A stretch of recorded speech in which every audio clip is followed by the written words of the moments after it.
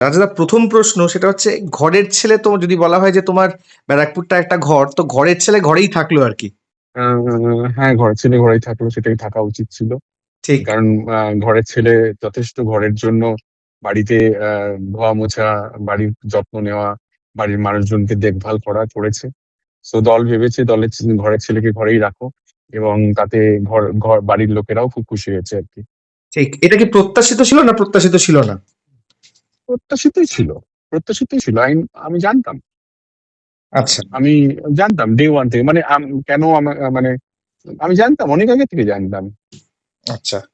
আবার যেদিনকে আমি এসেছিলাম সেদিন থেকেই জানতাম যে আমি এমনই কাজ করব যাতে দ্বিতীয়বারের জন্য যদি আমি লড়ি তাহলে আমি আমার এই জায়গায় করবো। কেন প্রথমবার গ্রাউন্ডটা তৈরি করতে সময় লাগে, প্লাস মানুষগুলো বুঝতে, বিষয়টা বুঝতে আর কি অনেকটা সময় লাগে, এবং সেটা বুঝে কাজ করা এবং তারপরে চেষ্টা করা সেটাকে আরো যদি মানে পরে সুযোগ পাওয়া যায়, যদি আমি এই কাজে আবার নিজেকে নিয়োজিত করি, তাহলে যাতে আমি যে জায়গাটা চিনি তালুর মতো, সেই জায়গাটা কাজ করতে বেশি কমফোর্টেবল ফিল করবো অবভিয়াসলি।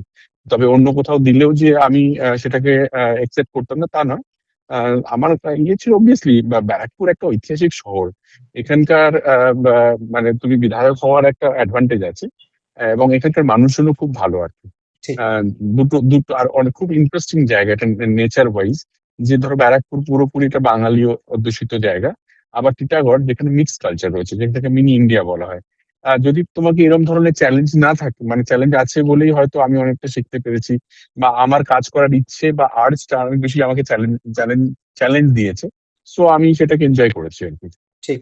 দাদা, আরেকটা প্রশ্ন সেটা হচ্ছে যে এই যে বহু এমএলএ দের রিটেন করা হলো না, এবং কিছু জনের মানে কনস্টিটিউয়েন্সি চেঞ্জ হলো, এইটা তোমার কাছে কিরকম লাগছে? মানে এইটা কি একেবারে দলের সিদ্ধান্ত মনে হয়েছে, না কোথাও গিয়ে একটা এমএলএ বা তার একটু রেসপন্সিবিলিটি বোধ বা সেটা একটু কম মনে হয়েছে বলে দলের কৌশল, কি মনে হয়েছে তোমার?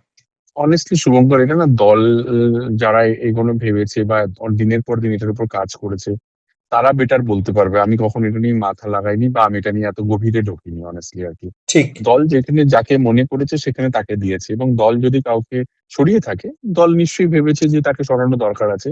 ঠিক। এবং আমার মনে হয় দলের যারা শীর্ষ নেতৃত্ব, মাননীয় মুখ্যমন্ত্রী মমতা বন্দ্যোপাধ্যায়, আমাদের সর্বভারতীয় সাধারণ সম্পাদক অভিষেক বন্দ্যোপাধ্যায়, বা আইপ্যাক বা অন্য শীর্ষ নেতৃত্ব যারা রয়েছেন, তারা এটা অনেক দিন ধরে নিশ্চয়ই এর উপরে কাজ করছেন। কাজ করে প্রত্যেকটা ক্যান্ডিডেটের উপরে কাজ করেছে, প্রত্যেকটা কনস্টিটিউয়েন্সির উপরে কাজ করেছে, করে ডিসিশন নিয়েছে আর কি, মানে হুইমজিক্যাল নয়, বা ঠিক। কোনো অন্য পার্টির মতো ওয়েট করতে হয়নি যে অন্য পার্টি যখন ছাড়বে সেই পার্টি থেকে আমি দুই একটা নিয়ে আমি ক্যান্ডিডেট দেবো, সেটাও নয়। বাট এই পার্টির একটা নিজস্ব অনেক দিন ধরে তার এক্সপিরিয়েন্স রয়েছে। সব মিলিয়ে ওনারা যেটা ভালো বুঝেছেন সেটাই করেছেন আমার মনে হয়। ঠিক। হুম। এবারে ভোটের তোমার ইস্যু কি, মানে রাজনৈতিক ইস্যুটা কি থাকবে? দেখো, রাজনৈতিক ইস্যু, দেখো উন্নয়নের বেসিসেই আমি ইলেকশনটা লড়তে চাই। হুম। যে আমরা কত কাজ করেছি, আমাদের মাননীয় মুখ্যমন্ত্রী মানুষের জন্য কি কাজ করেছে, বাংলা আগে কেমন ছিল এখন কেমন আছে, বা অন্য স্টেটের সঙ্গে আমাদের স্টেটের তুলনা কি, বিরোধীরা কি বলছে আমি সে কথায় যাব না। মানুষ যেটা রিয়েলাইজ করেছে আমি তার উপরেই কথা বলতে চাই, সেটাই আমার রাজনীতি, মানে কাজের নিরিখেই ইলেকশন হবে আর কি। ঠিক। দুজন তোমার সহকর্মী বলো, টালিগঞ্জের সহকর্মী বলো, এবং একজন তো তোমার একদম কাছের, মানে একই ঘর থেকে বড় হওয়া, এক ভাড়া ভাড়া বাড়ি থেকে বড় হওয়া। আর প্রথম জিজ্ঞেস করবো, সোহমের জন্য কতটা তুমি খুশি? একটা নতুন কনস্টিটুয়েন্সি, সেটা প্রশ্ন করব। সেটা যদি তুমি একটু বলো। সোহম অবভিয়াসলি আগে চণ্ডীপুর ছিল ওর। হ্যাঁ। আর সোহমের চণ্ডীপুর, মানে সোহম খুব ভালো ছেলে, হুম। পলিটিক্যাল ছেলে অবভিয়াসলি। কিন্তু সোহমের একটা হচ্ছে কি, সোহমের সামাও চণ্ডীপুরে গিয়ে ও যে কাজটা করতে চাইছিল সেটা হয়তো ওকে করতে পারছিল না, বা ওর কিছু সমস্যা হচ্ছিল, সেটা মনে হয় দলকেও জানিয়েছিল।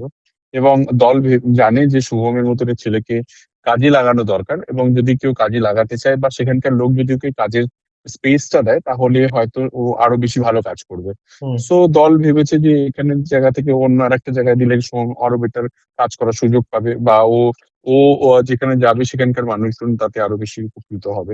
ঠিক। সো আমি সোম সোম যেখানেই যাক, দেখো পশ্চিমবাংলায় তো আছে, হুম। অন্য কোনো স্টেটে তো যায়নি। হুম। আর আমাদের এখন যে কোনো জায়গায় যাওয়ার জন্য 2-3 ঘন্টা, 2.5 ঘন্টা ম্যাক্সিমাম লাগে। তো রাস্তাঘাট এতটাই সুন্দর হয়ে গেছে। তো সেখানে যেখানেই যাবে সোম ভালো কাজ করবে, সোম কাজের ছেলে। ঠিক।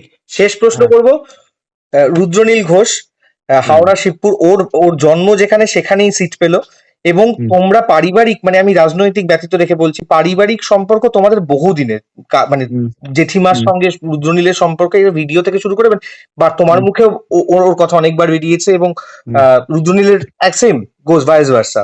তোমার হুম। ওর খবরটাতে তোমার কিরকম লাগছে? আমি একদম রাজনৈতিক প্রেক্ষাপট বাদ দিয়ে প্রশ্নটা করছি। দেখো দেখো এখন যেহেতু ইলেকশন সামনে এসে গেছে, আমি অবভিয়াসলি রুদ্র পলিটিক্স করতে চায়, রুদ্র যেভাবে পলিটিক্স করে, হয়তো আমি ওরম ভাবে পলিটিক্স ঠিক, করি না, বা ঠিক, আমার পলিটিক্যাল আমি ওই ওই ধরনের পলিটিক্স কে ঠিক, পছন্দ করি না, যেখানে মানুষকে ছোট করে, মহিলাদেরকে ছোট করে, বা অন্য কাউকে কথা বলে। আমি এই রুদ্রকে চিনি না।